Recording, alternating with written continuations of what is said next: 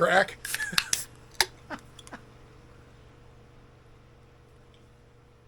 We got the gang back together. Plus, Turbo Tommy's here today. Yes. But we're working on the Colt or Gemini. The Whatever it is. Colt and Race sled. Yeah. Race sled.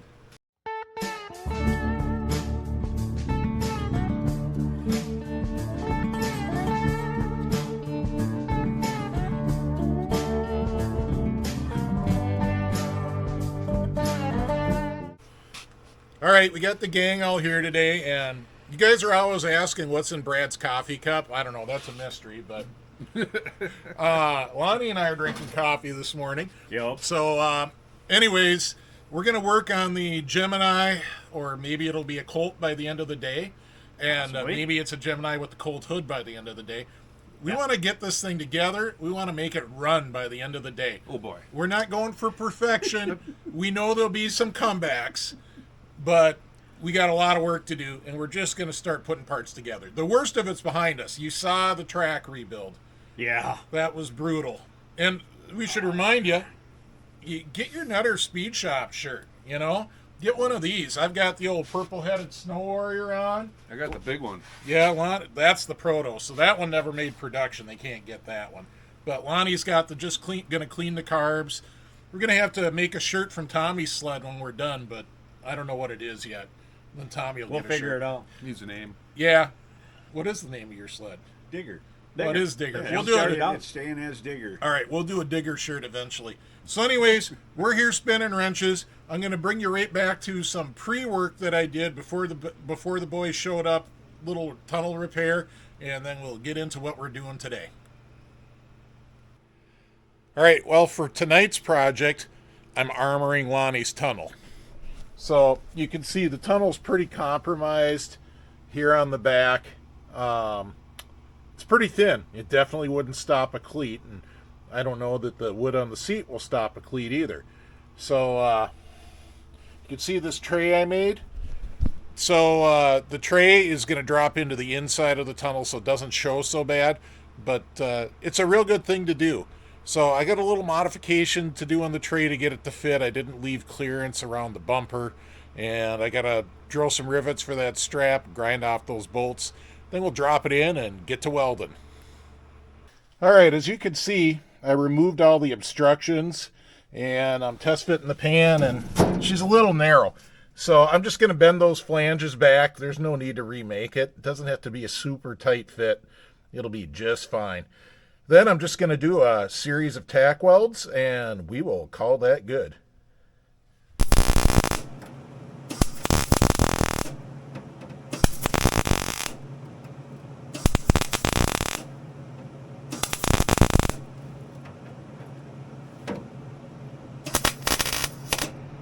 All right, I'm done. You can probably see some smoke. I'm trying to get the shop aired out. You know, there was paint on the opposite side that burned off. Didn't smell real good, but I'm done. So she's just stitch welded on, but that's more than good enough. That will never give us any trouble, and it should give Lonnie a little protection should a cleat get loose and try to come through the tunnel. Well, I guess I can never leave well enough alone because I painted it. And I covered up the other bare steel that was under the tunnel too. So at least it won't rust out on the first road crossing Lonnie tries to do. All right, I'm working on the spindles here. Turbo Tommy donated some, and the one here on the right, I can salvage that one. It's bent, but I can straighten that. This left one, I don't know. I think Tommy's got another one for us if I can't straighten this. The problem is, this one's actually got an S curve to it. So it's got a bend here and another bend in the opposite direction up here. I'm pretty iffy on that. So we'll go do this one first. I'll show you how I straighten these out, and you're going to be amazed at exactly how easy this is. All right, so I'm back here at the press, and you can see how amazingly simple this setup is. All I've got is a little piece of aluminum to protect the splines and kind of hold things level. Maybe you can see how bent that is. And here goes. All right, that's probably pretty close. We're going to release it and see how far back it goes. Oh boy. That's a straight spindle again.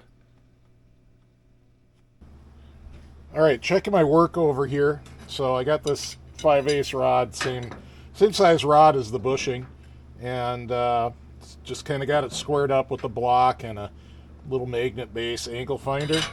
And all I'm doing is comparing each side. And boy, that's good enough. It's not quite perfect, but it's good enough. Now, How we looking? that one's good enough there, Lon. Right on. Now, let's show you the other one that I'm going to... This is the bonus point for straightening. Oh, boy. Ooh. That one's pretty... And it's got an S-turn in it. So that one's going to be really fun. Or don't do that one at all. Is there another one? Well, I want to do it for the video. Oh, okay then. So I'm going to go do it. We'll see how it looks when we're done. It's snowing. I don't know if this will come out on the camera. Maybe if I get up by the sled in the background. We weren't expecting snow today. No, I looked at the weather before I came over here and didn't say anything about white stuff. This is a good sign. So, This is a good sign. yeah. Lonnie's out here prepping the tunnel. He just wire brushed the worst of the rust off the top. Yeah, sorry, this is not a Todd Klein level restoration. Or even a Todd Klein recondition. No, we are. I think we're gonna wait till it quits snowing to paint it, though. I'm thinking that might be a good idea. Yeah, we were gonna paint it right in the snow, but oh well. All right, I've been back and forth to the press at least 15 times on this bonus round spindle, but look at that. That's pretty good. Flip it over, put it back on the rod. I don't know. You're not looking from the direction I am, but this gap is even, and it's all the way up no matter which way I flip it. You're probably seeing some shadows or something, but well within spec, a million times better. Certainly good enough for a one-lung race sled. All right, so those spindles need some bushing, and you've been seeing me use this 5/8 rod. Well, it's not really a rod. It's 5/8 OD 3/8 ID seamless stainless steel tube. So this is the bushing. I probably won't go in there unless I'm holding both, but this is the bushing we're going to use. And basically, these are, I'll measure them, but they're roughly 2 inches wide. And so I'm going to cut this rod off at like 2 1/32, just a tiny bit wider than the spindle, so that when we clamp down with the bolt on the ski saddle, it clamps on the centerpiece, not on the spindle itself. All right, I'm back here at the lathe, and you don't need a lathe to cut this off, although it kind of helps because this is stainless. But anyways, I'm cutting it off to 2 inches and 5 thousandths, which is about right there. So anyways, stainless is tough to cut, tough to machine. It's not a great bearing material. Probably shouldn't use it for this application, but I happen to have it here, so I'm using it. So here we go. Let's see. We're just going to put a little rod down the middle just to catch that when I cut it off. And collar chuck is locked down tight.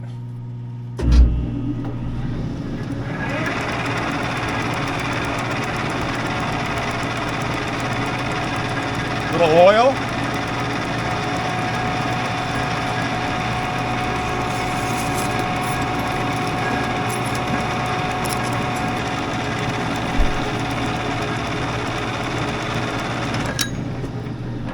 There you go. One bushing.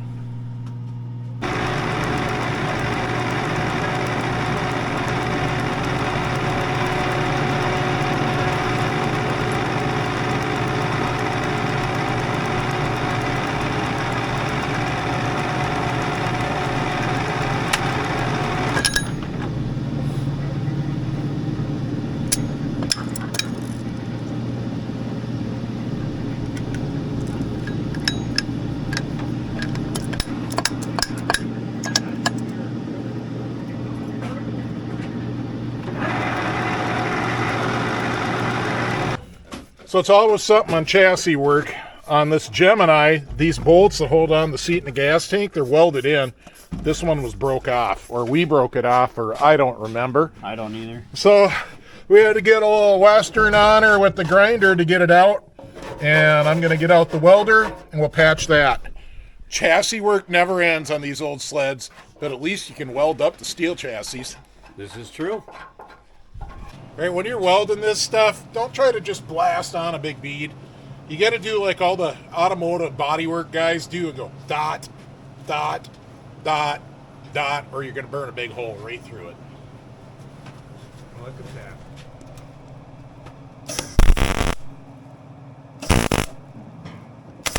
Even at that, I burned a hole.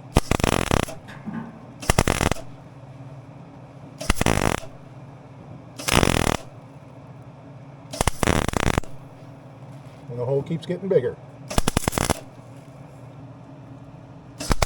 I'm almost to the bolt. Not going to burn through the bolt. I hope not. All right. Good enough. Good enough. That'll work. That's ugly. Yeah, but Thin, rusty it'll metal. work. It'll work. Yabbats live in the woods, Lonnie. Yabbits. That they do. As Doc would remind us. Yep. Shop. Caught in the act. Details is making a mess. Look at this. What the heck did you find, Details? In here. Little mouse house, we believe. I really wish we would have discovered that outside. Outside. Yeah. You could have said you're not watching this. All right, the first step we're doing is getting the spindles on this thing. So you can see I brought out my big old bag of bushings. And let's see, those are trailing arm bushings. That's a shock bushing. But the rest of these, oh, I got a bunch of shock bushings. All right. The rest of these are various bushings. So these are going to be your lower bushings for a forged spindle. You see the radius there? There's no radius here. So these are going to tap in to here. It's a little bit tight, but we like that. And these are actually the exact same bushing as a TXL would use. And then we got a pair of these. These are TXL upper bushings. And you have to use the TXL bushings because we're using TXL spindles, and it's got two different sizes. The lower step is bigger than the upper step. Now the upper step here, that's actually the size the whole spindle was on the original Colt bushings. So you can see, in addition to being forged, we gain a lot of diameter at the bottom where you need it. So that's why these TX, and also these come off of things like Cutlass SS's and Stars, and all those late 80s leaf spring sleds will have these same spindles. So that's what you're looking for if you're building one of these Colts. All right, so you got to grease the bushings. I've been experimenting with my JLO recoils for the Skedaddler. They need grease in the recoil.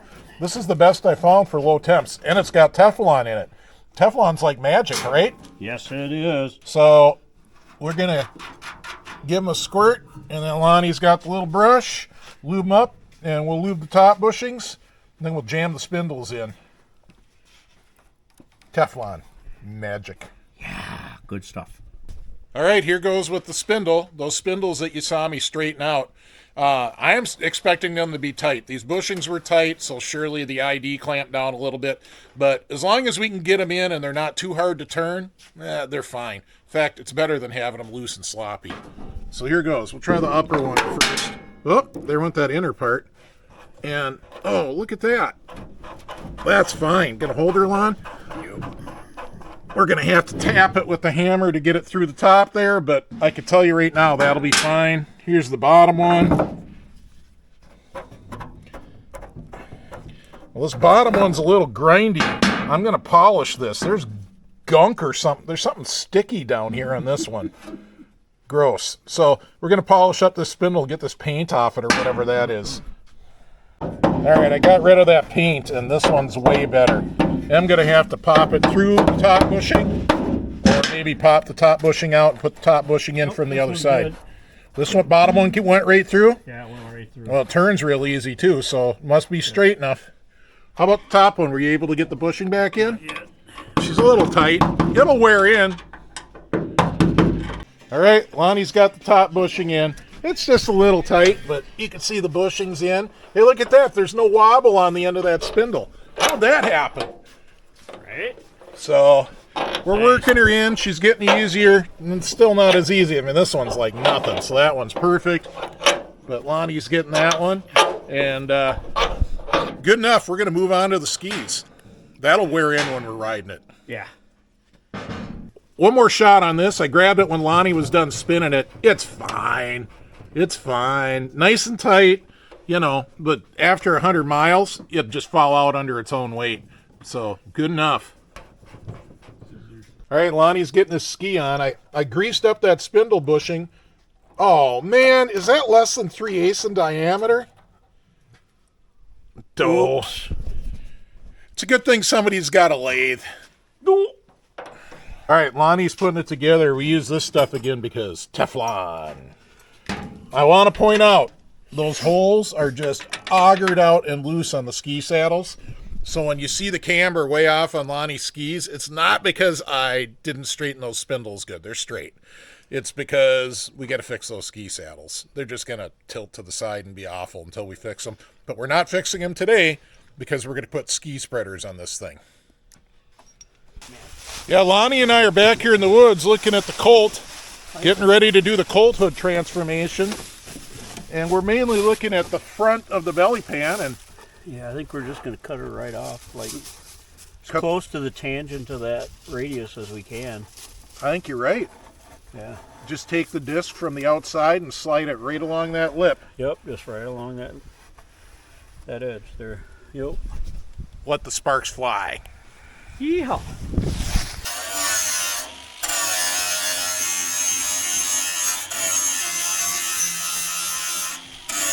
Conversion continues. We're riveting on this extrusion that goes behind the bumper that holds the Colt hood on. So for all you people that ask, what year Gemini is compatible with the Colt? All the Colts after 72 are really about the same sled as all the Geminis. Really pretty darn close.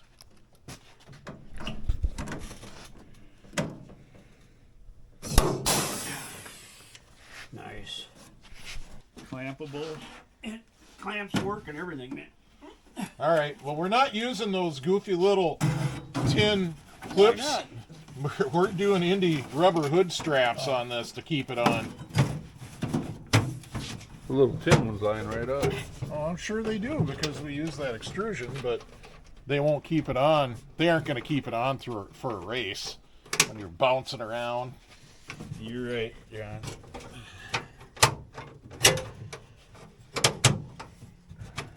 I gotta do the same thing on the skedaddler.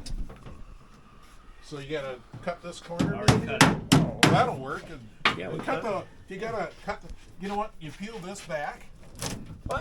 Yeah, no, trust me. It goes back on. Cut your hood back like this. No, we just cut this bracket off.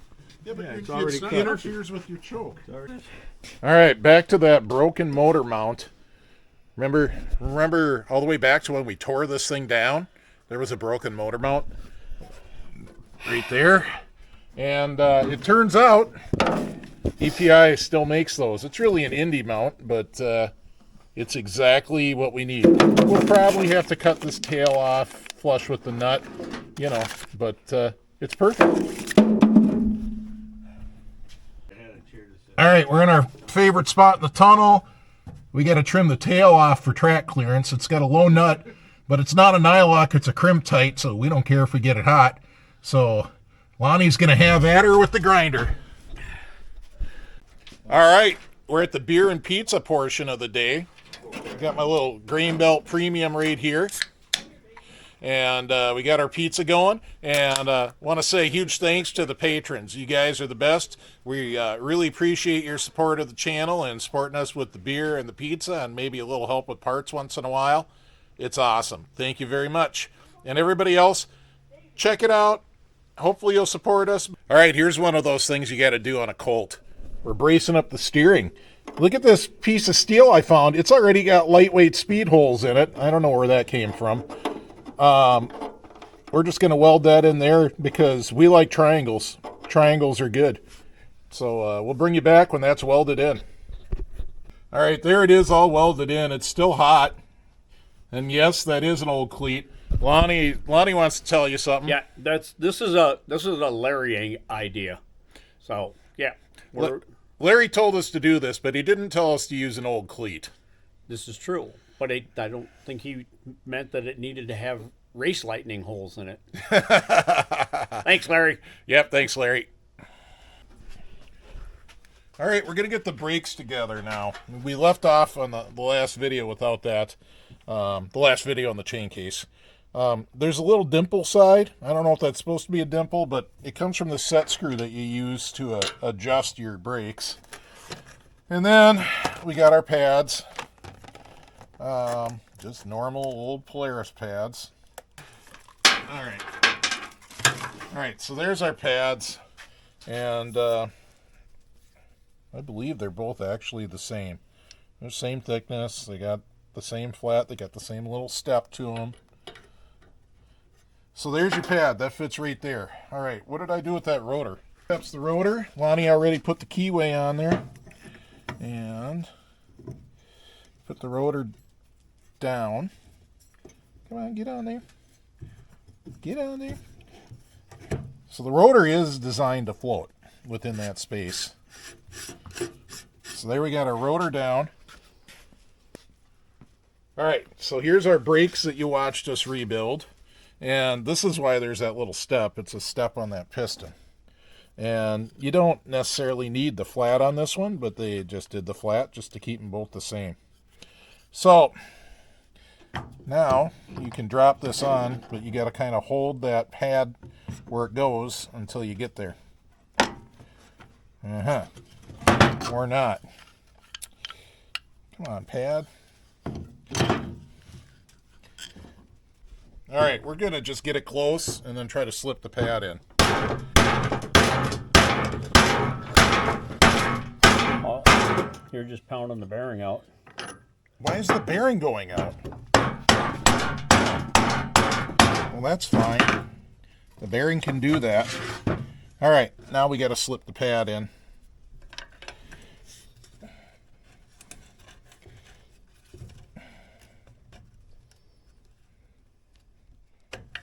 There we go. All right, we got the pad in.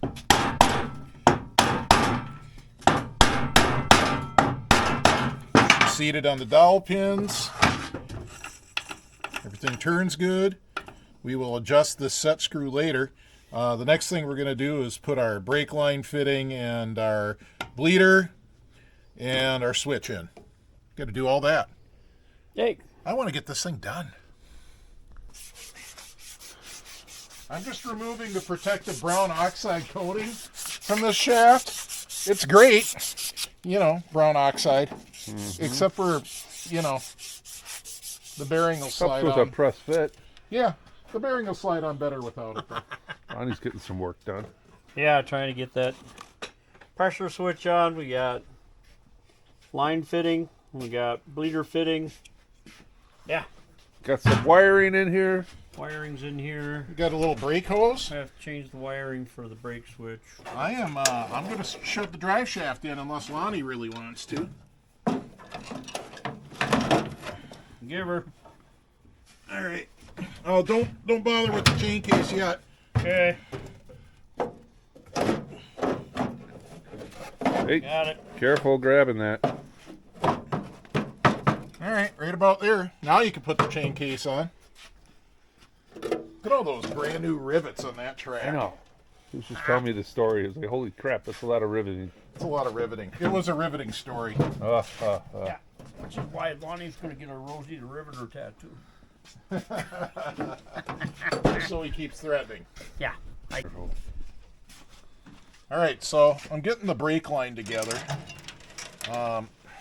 We got the nut on it already, and you get this little ferrule that you have to put on. You can't reuse the ferrules. Now, you can get them at a hardware store. You can get them wherever. I don't know, 60-C3. I'm not sure what that means, but I just know they're the right ferrules for this size. I bought it for this size line when I bought the line. I bought it all from McMaster Car. And that's it, except it's hitting the casting. We got to rotate. We got to rotate the fitting a little bit. Just a little, Yeah, can't tighten it. But we'll do that. Lonnie did do it the way I said to. I told him to put it straight down, but it's got to go a little past. All right. Now, let's see. There we go.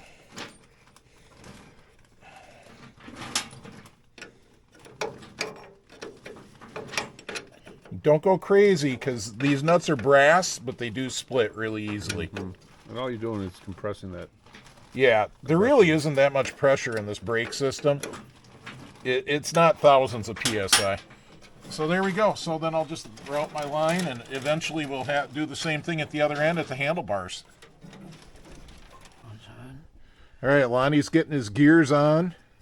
And then we're going to grab a straight edge, and we're going to make sure we like the gear alignment. So I'll be right back after I grab a straight edge.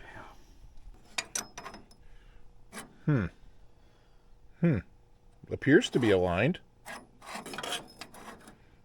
The gears look good. Yeah, you're right. We got to pull the drive shaft through. So we'll get some washers and a bolt, and we'll pull it through that way. Right on. All right, this is where we're at. We got the secondary on. We got the gears in the chain case. We got the brakes all set up. Colt stuff you saw earlier. We got the brake hose routed well.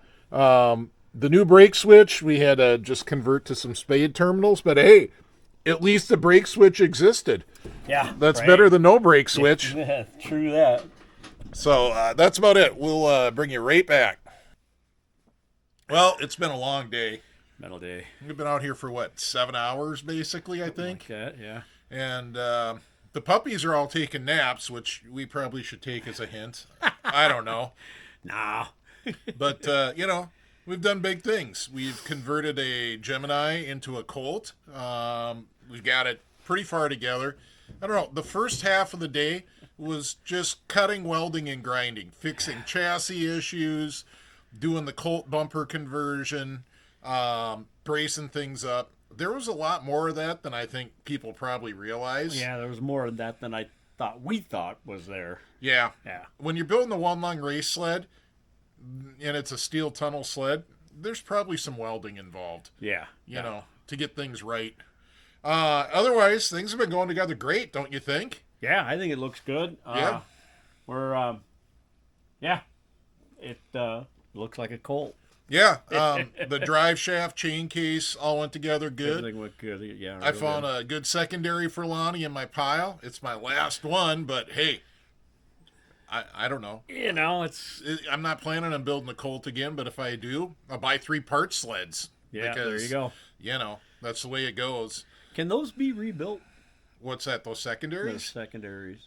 They can, but the two that we had off of your Gemini and the 73 Colt, yeah. Well, the Gemini one was just junk.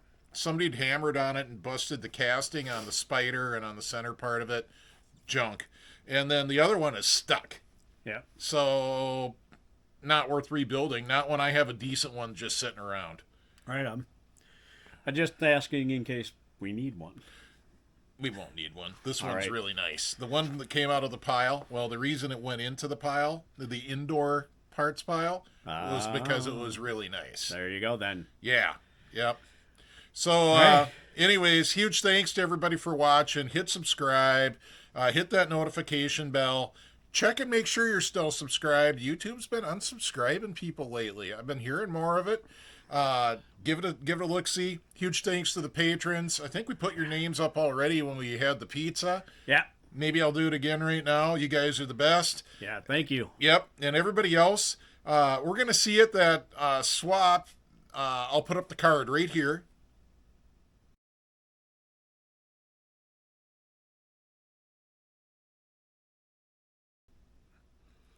All right, so there's that swap over in New Richmond on December 2nd, and we'll see you there. It is the replacement for the Osceola swap, and, I don't know, maybe I'll put in that clip. Paul runs that. Paul Anderson runs that. Yeah. And Paul's a great guy. He owns Croyland Leather in Osceola, and he is the leather wizard. So I'll throw that clip in here. we got a little fashion show for you. Show them the bibs, Lon.